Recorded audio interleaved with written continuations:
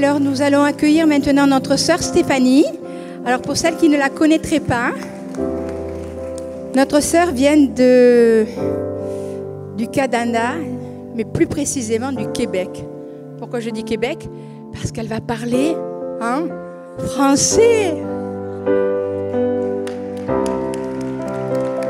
Alors, elle fait partie d'une petite église. Une petite église de combien? 4000 personnes. Voilà. Ça va, c'est bon. Voilà, que le Seigneur la bénisse. Elle est dans le ministère avec le pasteur principal, le pasteur Claude Houd. Et donc, elle s'occupe du ministère des femmes dans son église.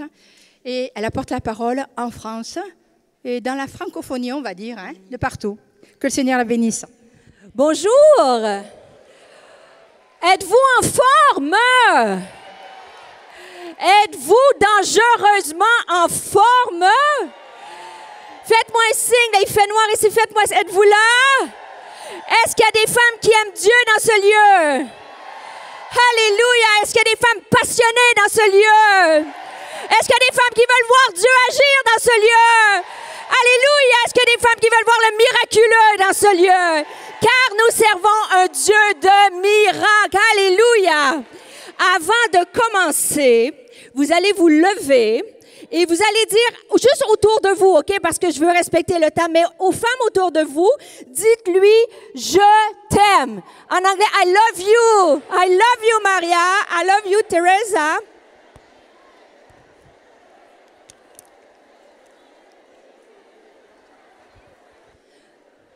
On peut s'asseoir. Venez vous asseoir. Revenez à moi. Pour tout le monde, ça va mon petit accent québécois?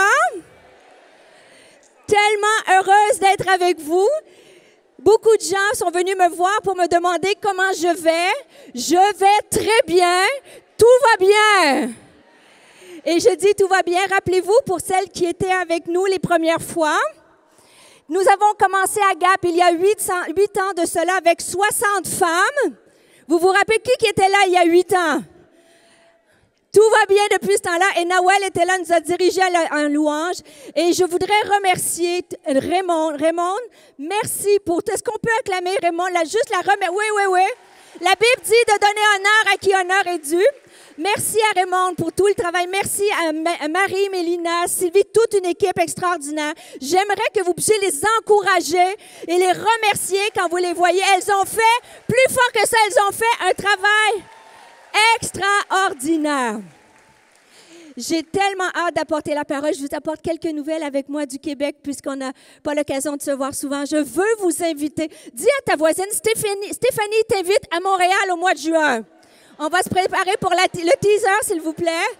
Vous êtes invités à Montréal. Pendant qu'on se prépare à la vidéo, venez me voir à mon stand si vous voulez. Nous avons des invitations pour Montréal au mois de juin, le 7 et 8 juin 2019. Ouais, je vous invite, merci. On va avoir une grande conférence sur Montréal. Elle s'appelle Brille. Nos oratrices seront Andy Andrew de New York à Brooklyn. Elle est extraordinaire, une femme avec un message puissant. Et nous allons avoir Christine Kane avec nous pour l'occasion. Alors, je vous invite vraiment et on va regarder la vidéo en quelques secondes pour qu'on puisse ouvrir la parole ensemble.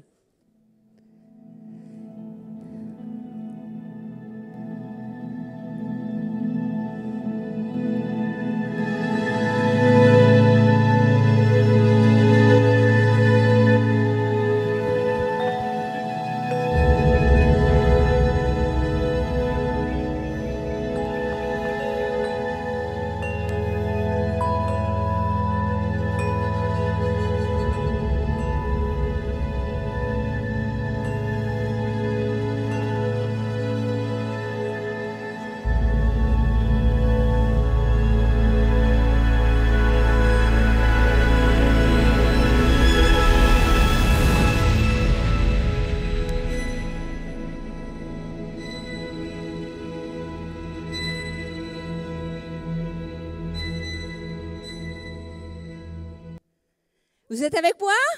Juin. Et la bonne nouvelle, au mois de juin à Montréal, il n'y a pas de neige. Profitez parce que ça revient en juillet. Alors, un mois sans neige, je vous promets, il va faire très beau. Et finalement, avant d'ouvrir la parole, j'aimerais juste qu'on se prépare aussi des nouvelles de moi. Je vais très bien. J'entre dans la cinquantaine avec plein de rêves, avec une soif encore plus grande. Genre dans la cinquantaine. Je suis déjà dans la cinquantaine. Mais c'est comme si... Bon, j'en ai oublié 2 ans, si vous voulez, mais avec encore plus un désir de voir Dieu agir. Et savez-vous quoi? Dieu a déposé dans le jeûne, la prière cette année, un désir de voir une armée de femmes se lever. Ça a toujours été sur mon cœur. Mais de voir une armée de femmes se lever, briller, avancer pour Dieu, dire à l'ennemi de reculer, prendre soin de leur maison, être des femmes d'impact, des femmes d'influence. Alléluia. Et pour ce faire, si vous voulez vous joindre à ce programme, cette formation, venez à la table aussi. Il y a une formation que j'ai fait 7 enseignements en 35 et 40 minutes pour oser dépasser ses limites, oser voir Dieu agir, oser voir le miraculeux dans nos vies. Alors, srformation.com et on regarde la vidéo. Et pour celles qui le désirent, j'ai aussi mon dernier livre que je vais offrir à Maria et à Teresa tout à l'heure. Alors, merci, on regarde la vidéo et par la suite, on ouvre la parole de Dieu. Cette formation, elle s'appelle OSE. Pourquoi OSE? Parce que OSE, c'est mon désir de voir des centaines, voire des milliers de femmes partout en francophonie oser rentrer dans leur destinée, oser voir leurs rêves se réaliser. Et je commencerai même par le début, oser rêver. Et c'est ce que je vous propose durant cette série d'enseignements, 7 thèmes que nous allons développer ensemble afin que nous puissions oser aller plus loin. Alors, c'est un plaisir d'être avec vous. Ose entendre Dieu te parler. Amen. C'est un plaisir pour moi d'ouvrir cette grande conférence. Il y a beaucoup d'effervescence et de joie. Je tiens à remercier Teresa, pasteur Teresa, Maria. Je désire rencontrer Teresa. Je l'aime aussi de cœur. C'est une amie. Elle est canadienne aussi de souche. On a un lien de cœur. Elle est à New York. Et Maria, que j'ai découvert hier, c'est 2 femmes extraordinaires. Vous êtes privilégiés d'avoir ces 2 femmes de Dieu qui sont venues avec un cœur qui veut vous voir Dieu agir dans vos vies, avec une parole qui va impacter vos vies. J'aimerais qu'on puisse aussi les remercier. Est-ce qu'on peut leur demander de se lever? Can you stand up, please? Just say thank you. Honorer des femmes de Dieu, des femmes qui avancent pour le royaume. Être libre. Qui a aimé le thème « Être libre » ?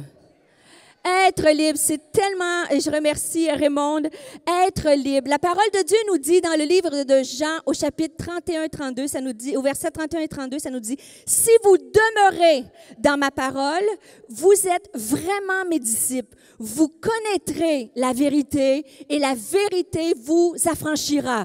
La vérité vous rendra libre. » Est-ce qu'il y a des femmes libres dans ce lieu? Est-ce qu'il y a des femmes libres pour Jésus-Christ dans ce lieu? Dans Jean chapitre 8, verset 36, il est écrit, « Si donc le Fils vous a affranchis, vous serez réellement libres. » Dans 2 Corinthiens chapitre 3, verset 17, « Le Seigneur, c'est l'Esprit, et là où est l'Esprit du Seigneur, là est la liberté. » Est-ce qu'il y a l'Esprit du Seigneur dans ce lieu? Il y a une liberté pour chacune d'entre nous, mes amis, aujourd'hui. Et dans Galates chapitre 5, verset 1, il est écrit, « C'est pour la liberté que Christ nous a affranchis.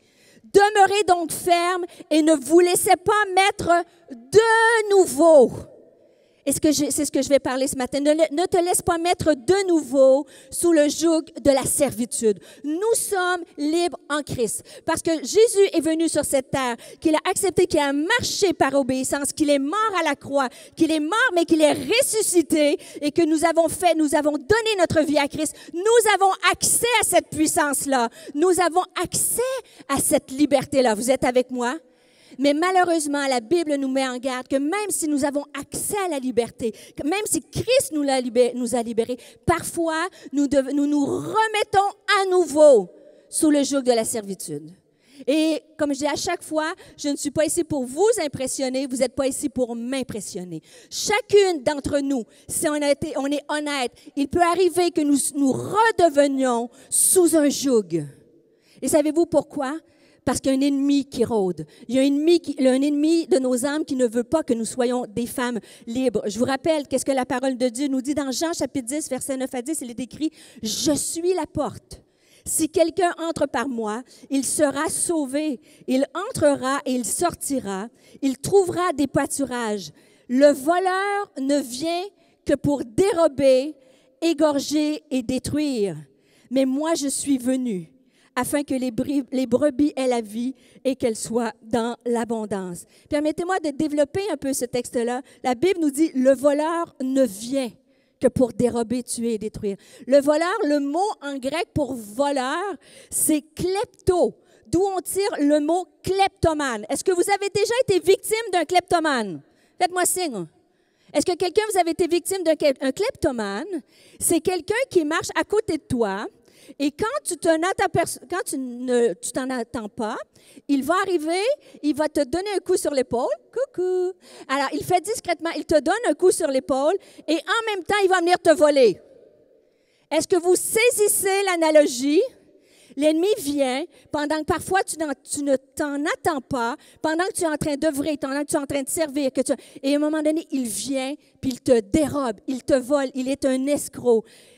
Et la Bible nous dit que le voleur, le kleptomane, il vient frauduleusement pendant que tu fais quelque chose.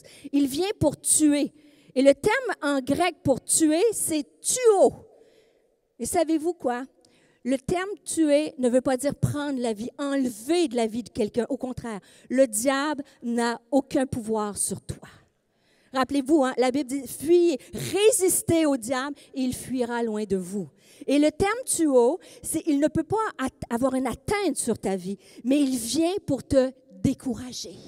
Le terme tuo veut dire sacrifier. Quand il vient jouer dans tes peurs, il vient jouer dans tes pensées, il vient jouer dans tes émotions et au lieu de te tuer, il te fait baisser les bras, il te fait abandonner. C'est sacrifier sur l'autel. C'est ce que ça veut dire le texte. Il vient pour détruire, appollumer, pour gaspiller. Mais la bonne nouvelle, mes amis, c'est Jésus est venu pour que ces brebis aient la vie et qu'elles soient dans l'abondance. Qui veut la vie de Dieu en abondance dans leur vie? Qui veut cette vie-là? Faites-moi signe. Si vous la voulez vraiment, faites signe. Seigneur, dites Seigneur, en commencement, Seigneur, je veux cette vie abondante. Je veux cette vie. Viens durant ce week-end, samedi, dimanche, à travers les oratrices, viens me donner à travers la louange cette vie. La vie abondante, ce n'est pas la vie physique, c'est le Zoé de Dieu. Le terme abondant, c'est extra abondant. Une vie qui déborde. Moi, je veux tout ça. Amen. Je veux tout de Dieu. Et ce matin, on va regarder être libre. 2 points.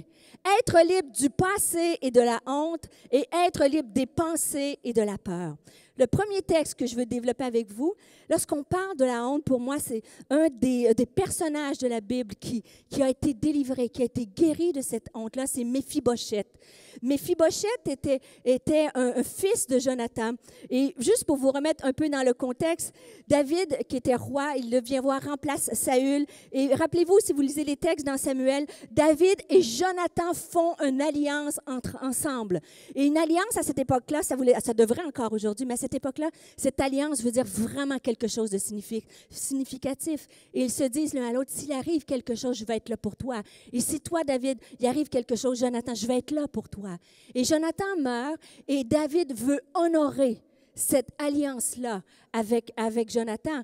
Et il va dire dans 2 Samuel, chapitre 9, verset 1, il va être écrit, il va demander, reste-t-il encore quelqu'un de la maison de Saül pour que je lui fasse du bien à cause de Jonathan? Et vous voyez le cœur de David, il veut honorer son alliance avec Jonathan. Et il va répéter la question, il va dire après ça au verset 3, n'y a-t-il plus personne de la maison de Saül pour que j'use envers lui de bonté, la bonté de Dieu?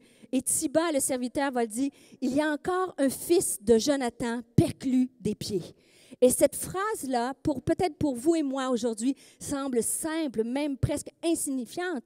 Mais à cette époque-là, il va dire, oui, il existe encore quelqu'un. Il y a le fils de Jonathan. Il ne le nomme même pas par son nom. Et lorsqu'il dit, il est perclus des pieds, c'est comme s'il lui dit, c'est un handicapé. C'était très, très négatif comme connotation. Perclus des pieds, vous savez, c'est sa servante, lorsqu'il a su que Saül était mort, elle s'est précipitée, elle a échappé l'enfant Méphibosheth, et c'est comme ça qu'il est devenu boiteux. Et c'est à partir de ce moment-là, Méphibosheth, qui était le petit-fils du roi, est devenu quelqu'un qui était traité injustement. Dans Lévitique, chapitre 21, verset 21, il nous donne un peu l'idée de la pensée derrière le handicap. Ça dit, il a un défaut corporel, il ne s'approchera point pour offrir des aliments à Dieu. Et dans cette période-là de l'histoire, malheureusement, un handicap perclus des pieds était vraiment comme une tare, vraiment comme quelque chose de négatif.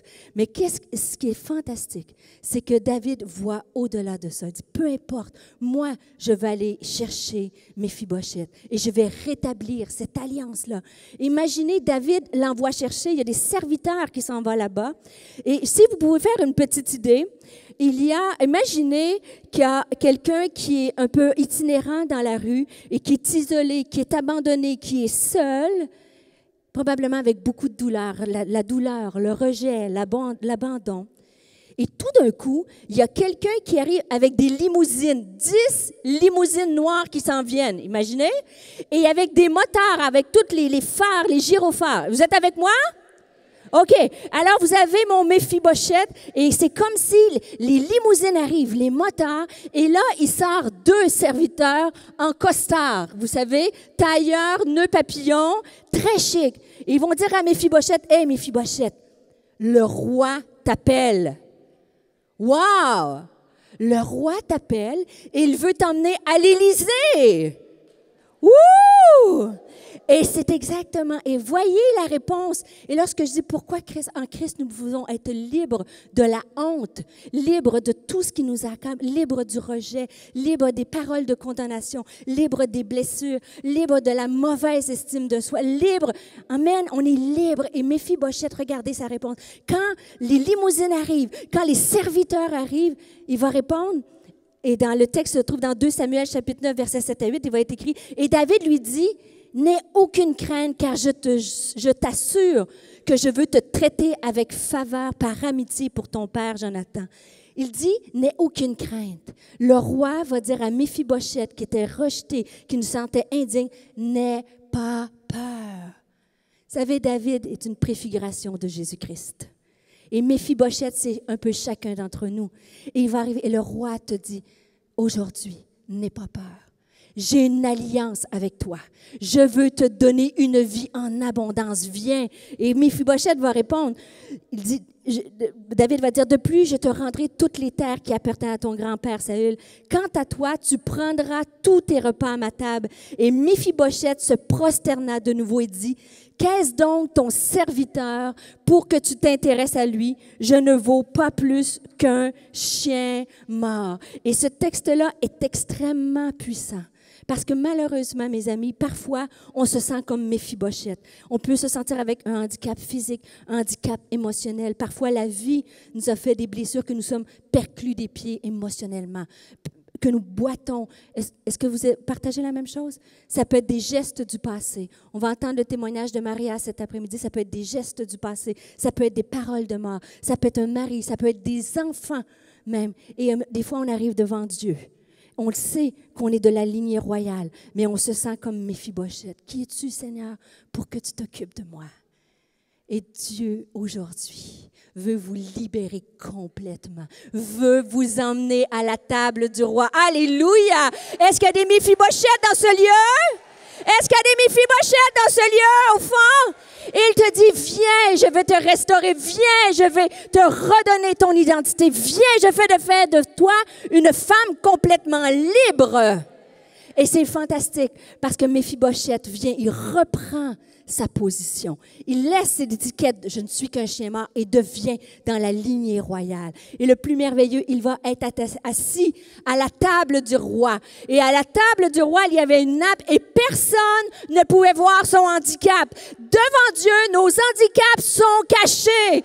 Amen. Et encore plus, devant Dieu, avec Jésus-Christ, nos handicaps ne sont pas juste cachés, elles sont complètement effacées par le sang de Jésus à la croix. Il y a une puissance dans ce lieu. Dieu t'appelle à la table du roi pour te libérer complètement de la honte et de la peur. Dans le psaume 113, verset 7, il est écrit « De la poussière, il retire le pauvre. Du fumier, il retire l'indigent pour le faire asseoir avec les grands de ce peuple. » Vous êtes avec moi? Dieu, dis à ta voisine, Dieu parle de toi. Dieu parle de toi. Dieu veut que tu reviennes à la table du roi. Il veut te délivrer. Et puis, je vais respecter le temps qui m'est alloué. Je ne pourrais pas développer ce point, mais c'est tellement extraordinaire. Dieu, par son sang, nous redonne cette identité-là, cette place. Enlève la honte, enlève la culpabilité, enlève les blessures du passé. Mais aussi, il change ton nom. Il change ta destinée. Plein d'endroits que les gens avaient mis des étiquettes sur des gens. Et Dieu a dit, non, tu ne t'appelleras plus comme ça, tu vas t'appeler destinée. Tu vas t'appeler femme de Dieu. Et lorsque vous regardez dans le livre d'Osée, Dieu demande à Osée de faire alliance avec une prostituée. Il va naître de cette alliance-là des enfants ils sont illégitimes, des enfants qui ne connaissent pas Dieu. Et c'est fascinant parce que dans le texte, vous lirez à la maison, mais dans Osée chapitre 2, ça dit qu'ils ont enfanté Gomère, la prostituée, a enfanté un enfant. Son nom voulait dire punition, abandon. Le premier fils d'Osée et de Gomère était Jézreel. Le deuxième fils a été Lo-Ami, ça veut dire tu n'es pas mon peuple. Mais vous lirez le texte, Dieu reprend cette alliance comme il le fait avec nous. Et Dieu change le nom de Jézreel à Lo-Ami. Ils vont les appeler, toi qui n'étais pas mon peuple, tu es maintenant mon peuple. Alléluia! Nous sommes le peuple de Dieu. Nous sommes des femmes choisies par Dieu, appelées. Dieu change ton nom, ma sœur, aujourd'hui. Tu as une destinée. Et c'est fantastique. De cette union-là, il y a une femme, un enfant, une fille qui est née, Lo-Ruhama. Et le thème voulait dire, la signification en hébreu voulait dire, celle qui n'était pas aimée. Mais lorsque Dieu reprend l'alliance et Dieu fait grâce, il va lui changer son nom, il va l'appeler ma bien-aimée. En plus d'être aimée de Dieu, tu es sa bien-aimée, tu es son enfant. Alléluia. Aujourd'hui, nous pouvons être libres de la honte et libres du passé, libres complètement. En lui, mes sœurs, nous avons été élus avant la fondation du monde. Je veux que tu réalises aujourd'hui, en lui, tu as été élu. Tu as été prédestiné dans son amour. Tu n'es pas un accident. Tu n'es pas par hasard sur cette terre. Tu es destiné à quelque chose de plus grand. Tu as été élu par l'amour de Dieu. Nous avons reçu la rédemption. N'importe quand que vous dites « Amen », dites « Oui, Seigneur, je veux. J'ai reçu la rédemption de mes péchés par le sang de Jésus. Amen. J'ai été aimé. Je suis héritière du Père céleste. J'ai accès à la richesse céleste. En lui, j'ai accès à l'infinie grandeur de sa puissance. En lui, je suis guéri. En lui, j'ai la paix. En lui, je suis un sacerdoce royal, une nation sainte. Un sacerdoce royal. Vous savez peut-être pas c'est quoi, mais c'est royal, donc c'est important. Dis à ta voisine, elle parle de moi. Dis, présente-toi, je suis un sacerdoce royal. Tu peux tout par celui qui te fortifie. Amen. Saisis-le. Et j'écris dans mes notes et je me le repasse semaine après semaine. J'ai écrit « Être libéré de notre mauvaise estime de soi, du passé, de la honte et marcher dans cette liberté sont deux choses différentes. » La première chose, être libéré de notre pensée est l'œuvre de Jésus-Christ. Tout est accompli. Amen. Je te dis la bonne nouvelle, tout est accompli. Aujourd'hui, tu peux être libre des gestes de mort, libre des abus, libre des injustices, libre des rejets. Mais la deuxième chose, c'est que nous choisissons par sa force et sa grâce de marcher dans cette liberté. Je vous aime tellement pour vous dire, Dieu a fait la première partie du contrat. Dieu a fait la première partie, la liberté est là. Mais aujourd'hui, tout à l'heure à l'appel, je vais appeler des femmes à choisir. Je n'ai pas dit à ressentir, j'ai dit à choisir, à décider de marcher dans cette liberté-là, de s'approprier la victoire déjà accomplie à la croix. Rappelez-vous, l'ennemi vient pour te voler, vient pour te tuer, vient pour te détruire. Mais Jésus est venu pour que tu aies la vie et que tu l'aies en abondance. Et c'est la promesse pour toi ce matin. N'attends plus. Dieu est ici pour te guérir complètement. Dieu est ici pour te libérer. Vous êtes avec moi? Alors que j'arrive à la deuxième et dernière portion du message, être libre du passé, de l'offense, de la honte, comme Méphibosheth. Dieu t'appelle à la table du roi pour effacer à la table nos transgressions, nos péchés, nos handicaps. Tout est parti. Et deuxièmement, Dieu veut te libérer des pensées et de la peur. Dans la parole de Dieu, un de mes personnages favoris est David. Le roi David, c'est tellement un homme, quand je lis les récits de David, qui m'inspire. Je ne sais pas parce que la Bible nous dit qu'il était petit et blond, alors peut-être que je m'associe à David, petite et blonde, mais je crois que j'ai ce caractère de David en moi. David était un homme, vous pouvez lire, quand vous lisez les psaumes, David était un homme qui répandait son cœur devant Dieu. Il pouvait chanter les cantiques, il pouvait dire, déclarer sa peine, ses émotions. Est-ce que il y en a des David comme ça, vous êtes devant Dieu, vous répandez vos émotions, et je suis comme un vase brisé et je parle à Dieu. Mais David était aussi cet homme quand Goliath s'est levé et qui a insulté l'armée d'Israël, il lui a dit, « Tu es qui, toi? » Il a dû dire ça comme ça parce que Goliath était 3 fois plus grand que lui. « Tu es qui, toi, pour insulter mon peuple? » Et vous savez l'histoire, et c'est cette histoire-là que je veux partager avec vous. Je prie aujourd'hui, ce matin, que Dieu te libère des peurs, de la honte, mais qui te libère aussi des pensées qui viennent te paralyser. Et le texte est dans 1 Samuel, chapitre 17, versets 8 à 11, il est écrit « Le Philistin ». Et juste pour vous remettre dans l'histoire, vous savez, c'est une bataille qui se passe dans la vallée des Térébintes. Vous avez les Philistins et le grand Goliath d'un côté, et vous avez David, Saül et tout le peuple d'Israël qui est là.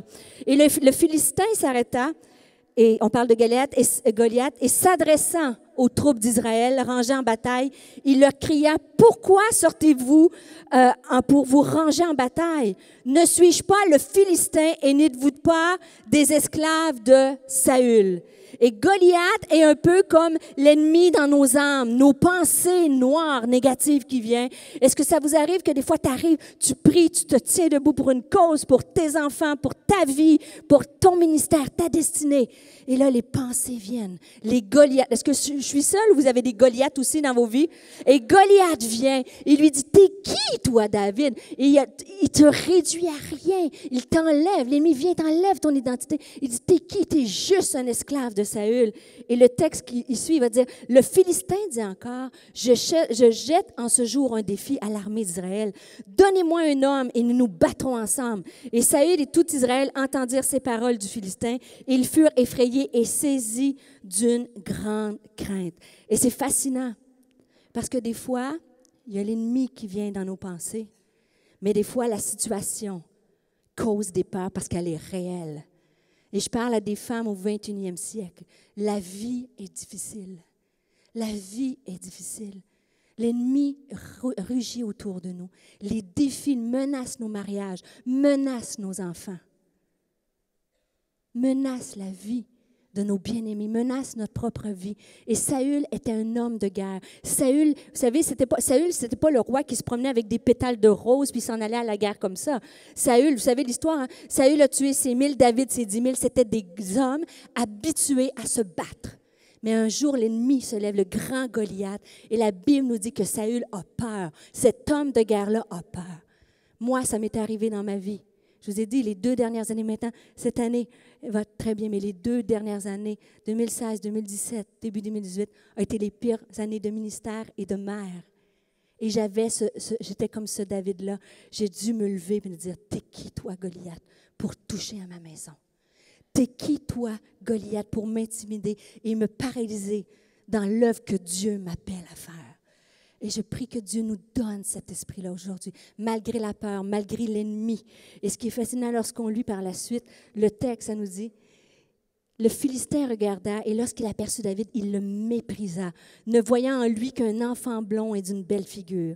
Et le Philistin dit à David, « Ne suis-je un chien pour que tu viennes avec moi avec des bâtons? » Et après l'avoir maudit par ses dieux, il ajouta, « Viens vers moi et je donnerai ta chair aux oiseaux du ciel et aux bêtes des champs. » Et David dit aux Philistins, « Tu marches contre moi avec l'épée, la lance et le javelot, et moi je marche contre toi au nom de l'Éternel, du Dieu de l'armée d'Israël, que tu as insulté. » Est-ce qu'il y a des femmes qui veulent dire, je me tiens au nom du Dieu de l'armée, le Dieu d'Israël, que toi tu as insulté. Je me tiens devant l'ennemi. Il courut et s'arrêta près du Philistin et c'est là que la bataille prend place. Et David a une décision encore là à prendre. Là, lorsqu'il est menacé, vous savez, quand on dit de toi qu'on va mettre ta chair en pâture, auriez-vous eu peur? Comment? Il y avait une vraie menace. Mais David, face à la menace, il décide de se tenir devant le roi des rois, de se tenir avec cette autorité-là et cette puissance-là. Et cette autorité-là, elle est pour toi aujourd'hui, pour ta maison, pour ta vie, pour tes enfants. Et vous connaissez l'histoire, il prend la pierre, il va lancer la pierre. Et qu'est-ce qui arrive? Qu'est-ce qui arrive, les filles? Goliath est tombé. Et si je vous pose la question, qui a tué? Comment Goliath est-il mort? Alors, la plupart d'entre vous allez me dire, avec une pierre. Il y en a qui vont me dire, oui, pour les plus spirituels, ils vont dire, c'est la puissance de Dieu. Amen. C'est vrai. Mais ce qui est fascinant, c'est qu'avec ce que David a dans ses mains, il va prendre la pierre et il va la lancer. Mais si vous lisez les textes, la Bible nous dit que Goliath est tombé. Mais Goliath n'était pas encore mort. Le texte nous dit dans 1 Samuel, chapitre 17, verset 51, il courut, David courut, s'arrêta près du Philistin, se saisit de son épée qu'il tira du fourreau. Il prit l'épée de son ennemi, il prend l'épée, il le tue. Amen. Soyez pas trop... je suis encore la Stéphanie que vous aimez, là, toute douce, toute gentille. Mais il y a ça en moi. Parce que l'ennemi vient pour tuer, égorger et détruire. Mais avec ce que tu as dans les mains, avec ce que tu as dans les mains, avec la décision de dire, je me lève au nom de Dieu. Dieu peut mettre tes pensées, ton ennemi à ta portée. Et lorsqu'il est à terre, tu prends l'ennemi, tu prends l'épée de la parole et tu peux tuer le Goliath et en plus lui trancher la tête. Alléluia! Alléluia! Et quand il tue son Goliath, il prend la tête en signe de victoire. Il emmène cette tête-là. Et moi, je rêve. Vous savez, avec Raymond, depuis tout le début, avec Nawel, à tout le début, d'année en année, j'entends vos histoires, j'entends vos Goliaths tomber. Et honnêtement, je vois des têtes. Et on emmène à Dieu des trophées de ce que Dieu a fait dans nos vies, des vies que Dieu a restaurées, des vies que Dieu a redonnées, des ministères, des appels, des enfants, parce que des femmes se sont levées avec ce qu'il avait dans les mains, qui ont pris la parole de Dieu et que Dieu est capable de mettre tes pensées à ta portée. Et femme, et fling, et alléluia. Vous êtes avec moi?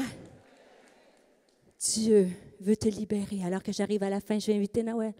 Veut te libérer comme Méphibosheth de la honte. Tu n'es pas comme Méphibosheth. Elle dit, qui suis-je que tu prennes garde à moi comme un chien? Et Dieu t'a donné une nouvelle entité. Tu es une princesse. Tu es un sacerdoce royal. Tu as décidé d'être libéré ce matin. Dieu veut changer ton nom. Peut-être que tu penses que toute ta vie, tu as cette étiquette-là. Dieu, change ton nom aujourd'hui. De ne pas aimer à tu es ma bien-aimée. Dieu t'appelle, il veut te donner cet amour-là, il veut te remplir, te guérir, enlever tous ces gestes, toutes ces paroles de ta vie. Mais Dieu veut aussi faire tomber tes peurs, tes Goliaths. Et le dernier dernier passage que je veux partager avec vous, juste vous ramener dans le Nouveau Testament, dans l'Évangile de Jean, au chapitre 16, au verset 33, il est écrit, « Je vous dis ces choses, afin que vous ayez la paix en moi. Vous aurez des tribulations dans le monde, mais prenez courage, j'ai vaincu le monde. J'ai vaincu le monde. Regarde ta situation, regarde ta vie, Regarde tes enfants peut-être. Dieu est le Dieu de l'impossible. Il te dit ce matin, j'ai vaincu le monde. Et la version en français courant est assez extraordinaire. Il dit, il fallait que je vous dise aussi cela pour que vous trouviez la paix en moi. Vous savez, on n'est pas ici pour prêcher un évangile baguette magique, un évangile de conte de fées. Les plus grands héros et héroïnes de la foi ont fait face à des tribulations. Laissez-moi vous prophétiser que si vous osez vous lever pour Dieu, osez vous lever pour votre maison, osez vous tenir comme femme, comme épouse, vous allez avoir des tribulations. Et la Bible nous dit, je vous l'ai dit pour que tu aies la paix, ne t'inquiète pas.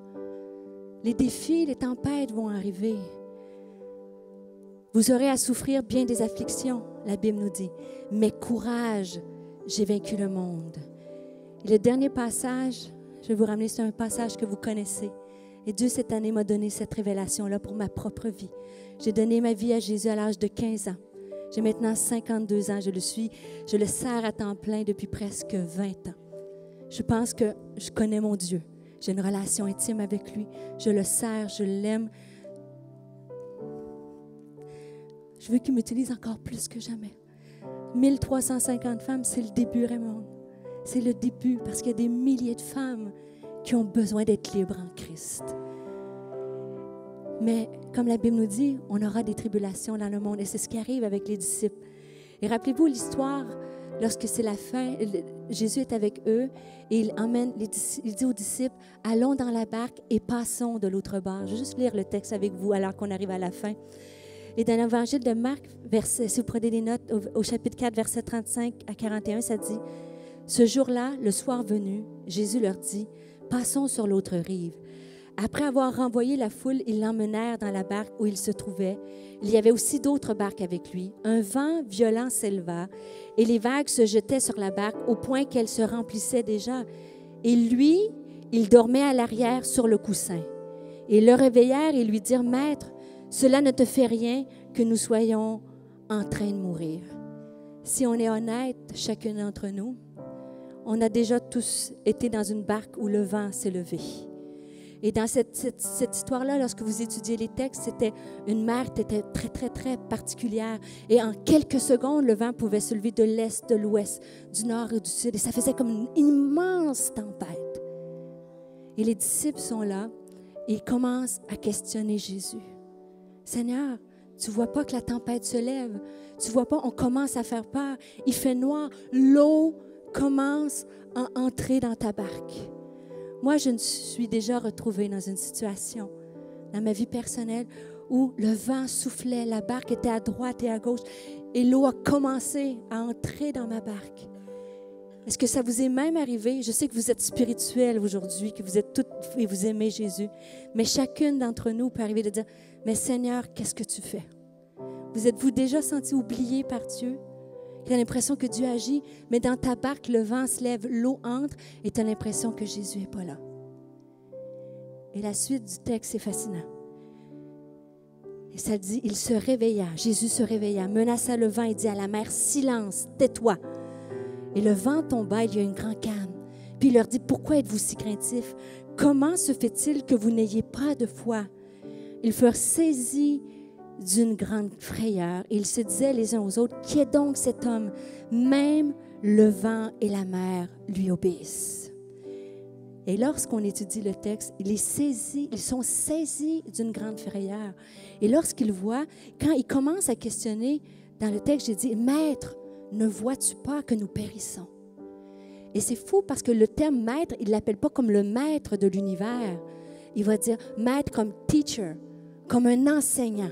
Et dans la tempête, ils oublient, ils ont perdu de vue, ils ont peut-être mal compris que ce Jésus-là n'est pas seulement couché comme ça. Ce n'est pas juste un enseignant, c'est le maître de l'univers.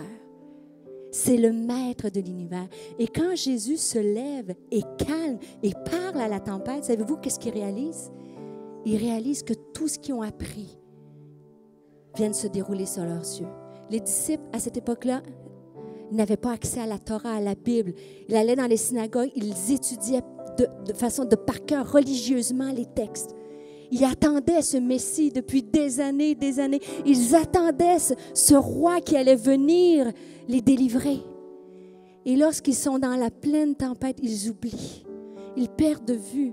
Ils voient presque que c'est un enseignant.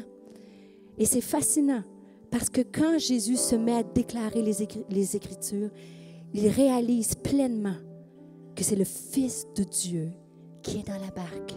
Dans le psaume 89, verset 9 à 10, ça dit « Éternel Dieu de l'univers, qui est puissant comme toi?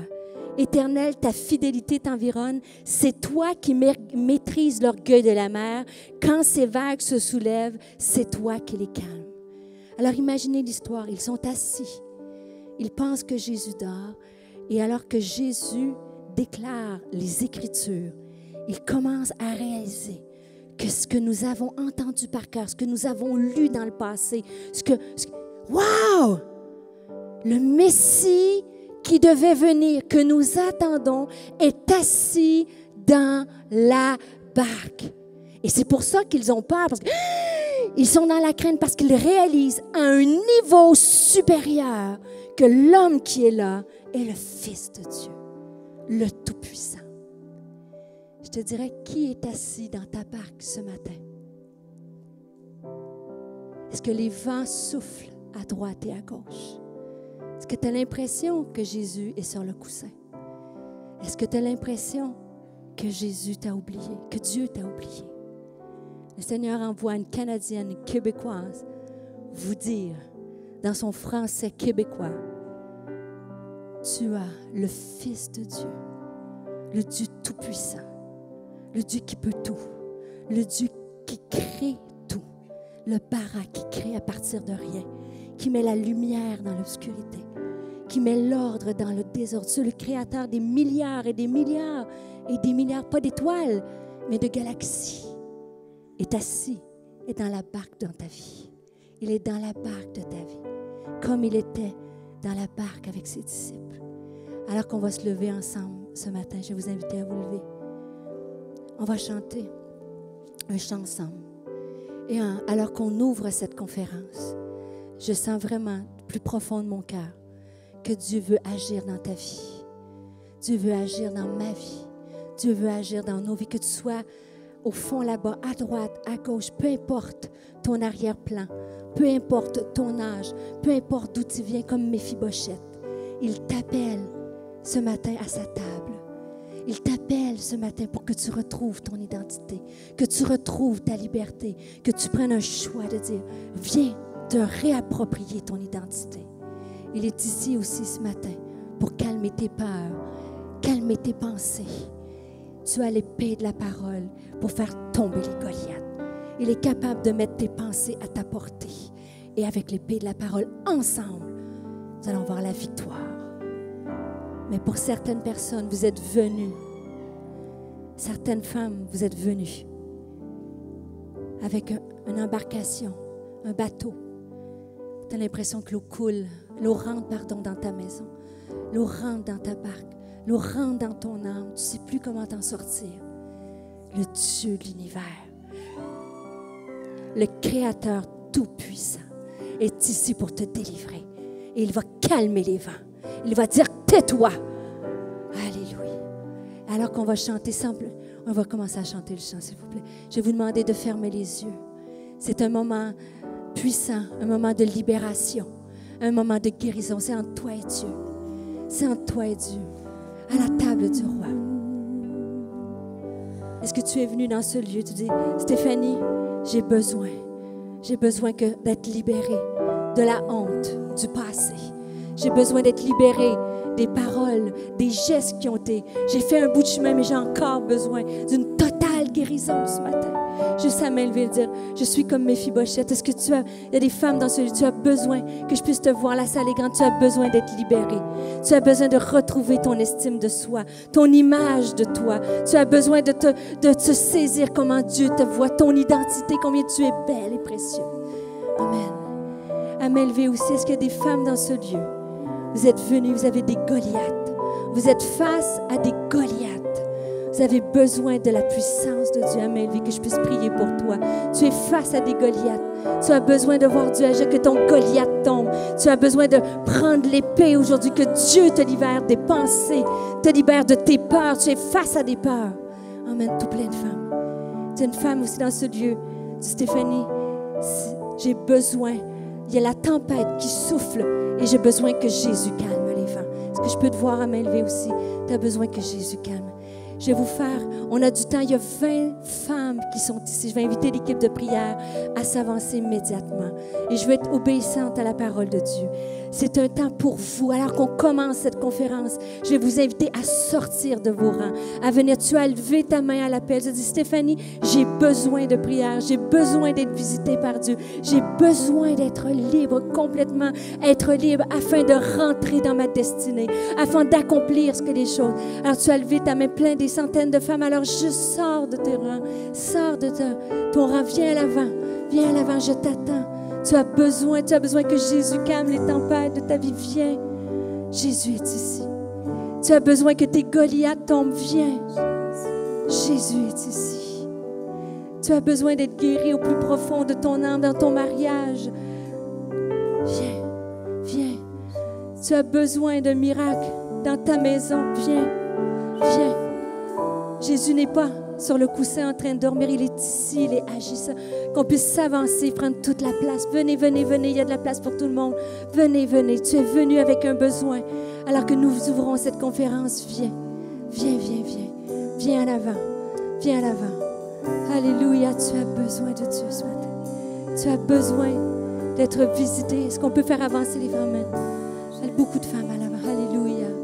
Et là où tu es aussi, commence à demander à Dieu que ce week-end soit un week-end de libération, un week-end puissant, un week-end qui te libère de toute chose. Demandez à Noël de nous conduire dans la louange. Alléluia, on va prier avec vous. Alléluia. Jésus, alléluia.